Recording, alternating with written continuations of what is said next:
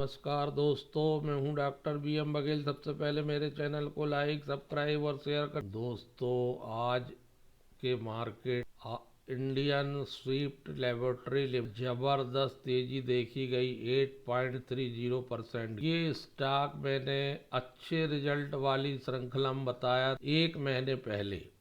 दोस्तों, मेरा हमेशा से कहना है कि अगर किसी कंपनी की फाइनेंशियल वेल्थ अच्छी है तो वो रिटर्न दे।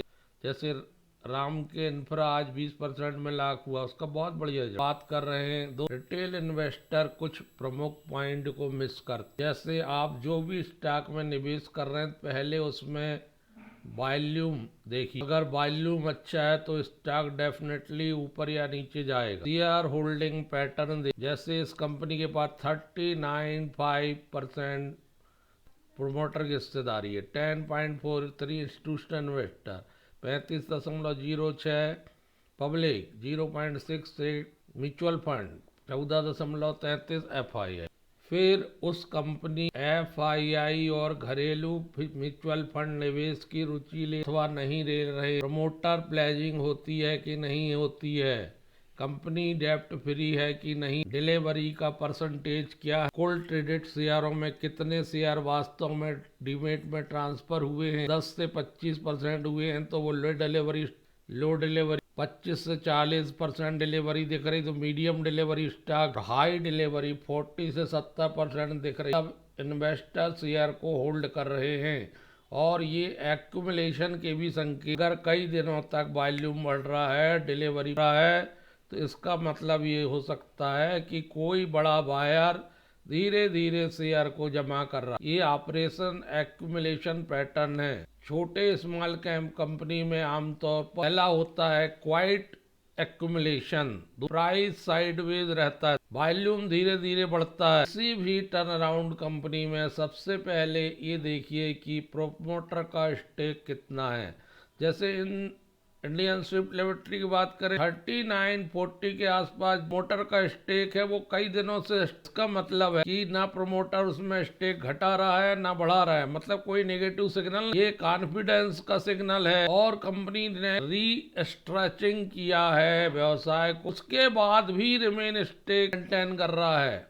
ये दिखाता है बिजनेस रिवाइवल पर भी कंपनी को भरोसा। कंपनी ने लगभग 1650 करोड़ में API और क्रैम्स बिजनेस को सोल्ड कर दिया है सिंथमेड लैब प्राइवेट लिमिटेड को, और अब मात्र कंपनी के का 1.80 इक्विटी है सिंथेमाइड में। UFS FDA PMDA और EDQMO अप्रूवल्स हैं। करेंट वैल्यू लगभग 8000 से 9000 करोड़ है। FY26 में EBITDA 600 करोड़ का है रहेगा एंड में। ये बेंचमार्क डेप्ट लगभग जीरो हो गए। कंपनी ने 1650 करोड़ रुपए में बिजनेस बेचने के बाद अपना लोन को रीपे कर दिया है एंटायर। अब कंपनी का business high margin formulation business और API से उनने एग्जिट ले लिया। 750 प्रोडक्ट हैं अभी कर कंपनी रजिस्ट्रेशन ग्लोबली, 520 अप्रूवल हैं, 38 का ईयर्स एक्सपीरियंस है, 115 डोजरीज फाइल्ड, 1200 प्लस टीम साइज है, 85 कंट्रीज में प्रेजेंस है। कंपनी मुख्य रूप से केवल सिंगल स्ट्रीमलाइन फार्मुलेशन अपनी लिस्टेड एंटिटी पर फोकस कर रही। FDP कंपनी है कि फैसिलिटीज जो है वो एग्रीगेटेड इंडियन स्विफ्ट लिमिटेड के नाम से जाना जाता था। बहुत कमजोर स्थिति थी इस कंपनी की।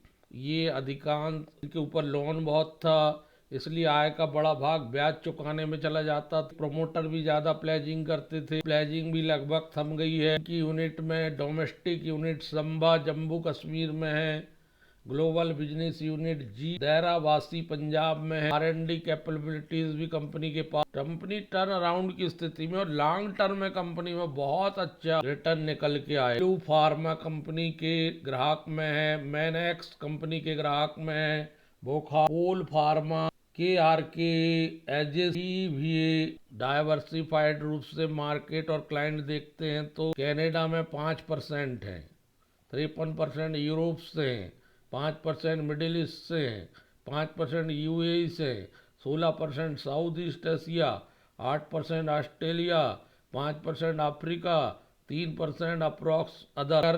कंपनी अपने क्रियान्वयन में सफल होती है, अपने लक्ष्य में सफल होती है, तो ये 500 रुपये तक भी जा सकता कि रणनीतिक ग्रोथ में कंपनी को सफल होना पड़ेगा। कंपनी के पास जो ट्रिगर है वो सफल होना चाहिए। कंपनी का रेटिंग तब होगा जब 4 चीजें साथ हो।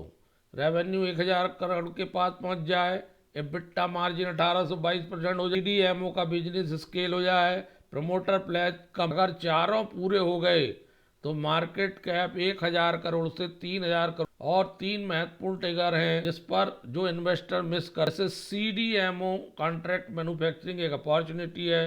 कंपनी FY27 फाइट रिस्क के साथ CDMO contract development and manufacturing partnership को स्केल करने की कोशिश कर रही है।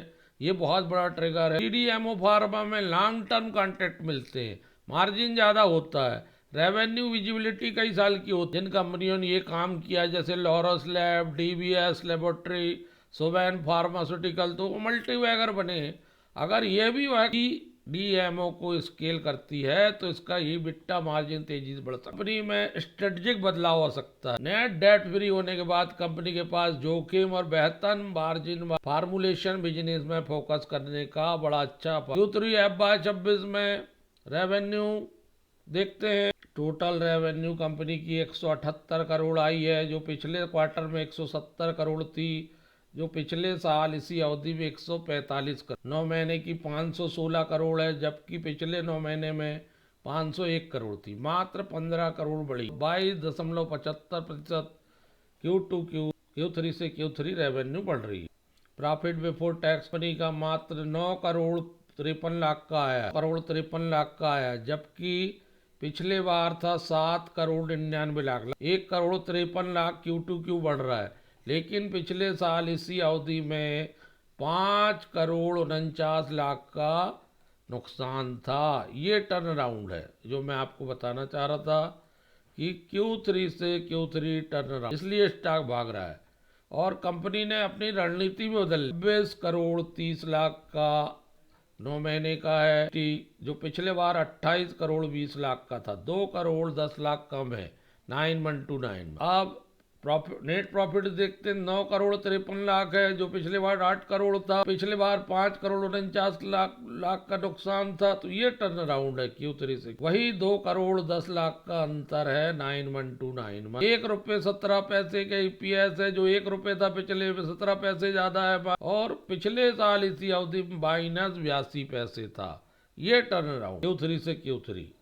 3 रुपये 23 पैसे महीने का, जो 4 रुपये 20 पैसे, लगभग 1 रुपये 17 पैसे कमी आ रही 9129 में। लेकिन कंपनी का आक्रामक प्लान है, और इस आक्रामक प्लान के चलते कंपनी का ऑपरेटिंग EBITDA लगभग 6.6% बढ़ा है। EBITDA मार्जिन 48 बेसिस पॉइंट बढ़ा है। EBITDA मार्जिन धीरे धीरे सुधर रहा है। पैट जो है Q3 से Q3 22.6% बढ़ रहा है। कंपनी के एथिकल सेगमेंट में लगभग 76% हिस्सेदारी है। खुद के ब्रांड 51% है। CMO CDMO 42% का है। ये 3 सेगमेंट कंपनी के आय के, इसका मतलब है कि कंपनी का बिजनेस हाई वैल्यू प्रोडक्ट पर आधारित है। लंबे समय में प्रॉफिटेबिलिटी, भविष्य की ग्रोथ ड्राइवर, बड़े ग्रोथ कंपनी के पास है। एक्सपोर्ट बिजनेस, रेवेन्यू का बड़ा हिस्सा एक्सपोर्ट से आता है। खुद के ब्रांड का बढ़ावा, UAE, central Asia, CDMO CMO partnership, FY27 बायोटीज के साथ पार्टनरशिप से ग्रोथ विजिबिलिटी बढ़ सकती है। कंपनी का रेवेन्यू FY29 तक डबल करने का है, अभी 550 करोड़ का है, तो डबल करने का आशा है 1100। अभी एवरेज फार्मा में EBITDA मार्जिन 15 से 20% है, एक्सपोर्ट में 18 से 25%, तो हाई मार्जिन नीचे फार्मा में 25% प्लस हो सकता है। अगर कंपनी ने 20 से 25% का EBITDA मार्जिन बना लिया, एजुकेशन सही कर लिया, तो कंपनी 4x तक।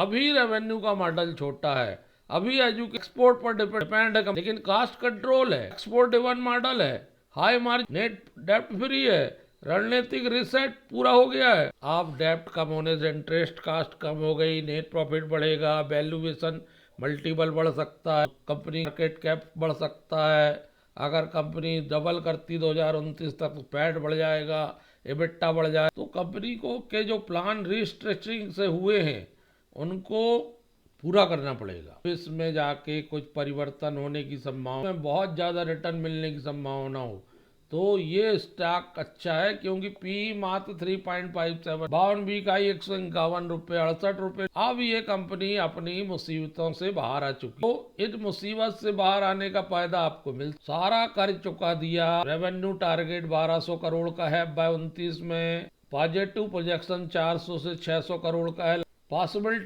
लॉन्ग टर्म में बियर स्थिति में 120 रुपए तक जा सकता है, बेस 200 से 250 तक हो सकता है, बुल मार्केट में 400 से राउंड की संभावना है, इसलिए बड़ा टारगेट। 6 महीने में 33%, 1 साल में 39%, 5 साल में बहुत स्थिति खराब थी। जो भी स्थिति सुधरी है 16 जनवरी 2 जनवरी के बाद 9 जनवरी 26 से वास्तविक रूप से इसमें बढ़त है 51। ये छोटा पैकेट बड़ा धमाका। रिटर्न ऑन कैपिटल एम्प्लॉयड बहुत कमजोर है, रिटर्न ऑन इक्विटी बहुत कमजोर है, 10 रुपए का face value, market cap 1122 crore का है, पुरानी कंपनी है 1995, लेकिन ये टर्न अराउंड की स्थिति में रणनीतिक रूप से अपने व्यापार में बदलाव करने। वीडियो कैसे लगा? धन्यवाद।